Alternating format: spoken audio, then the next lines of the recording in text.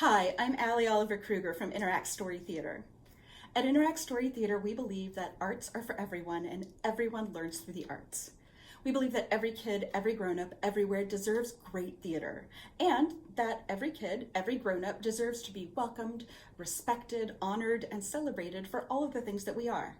So when we come to this creative work, whether that's our public performances or our arts education work in schools, we're really coming at it from this framework of inclusion, of working to eliminate the barriers that might exclude people or prevent people from participating fully, and provide the supports that allow kids and families to really engage meaningfully and fully in arts experiences in the least restrictive environment possible. We are very devoted to universal design for learning, and we see again and again and again that when we create participant-centered, participant-driven arts experiences and arts learning experiences, when we are providing multiple entry points for engagement and participation, and when we're differentiating for participation, for process, for engaging in theater making, or for responding to theater, that we really are building right there a vibrant community of theater makers and artists. And the work that we create together, the theater and the art that we make together, is richer and fuller, is more beautiful and more powerful because of that. That perspective and that approach really informs a lot of our work, and it's one that's really near and dear to our hearts, because Interact Story Theater is home to many people, artists, staff members, board members, leadership, including me, who are people with disabilities ourselves.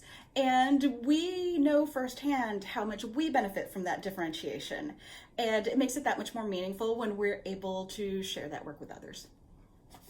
The ADA was such an important step forward in accessibility and justice, not only because it established practices and standards and mandates for accessibility, but also because it concretized this idea that your varied abilities shouldn't prevent you from going out in the world and going about your day-to-day life. It really made concrete and made a very clear statement that it's the right of every American to engage fully and meaningfully in the public life of our community, and that includes people with varied abilities. That's really powerful. The ADA is also huge for people with invisible disabilities, people like me, because it helps foster this understanding that the concept, the notion, the definition of what a disability is not limited to that which you can quickly see with the eye. And in doing so, it really expands the conversations we can have, and it helps create more productive dialogue. It also empowers those of us with those invisible disabilities. I know that I can speak up, I can ask for accommodations, and that it's okay to do that. And that by being empowered to do that, I'm able to get the needs met that I need met so that I can thrive and succeed and help others do the same. That's a really beautiful thing, and that's something that I have thanks to the Americans with Disabilities Act.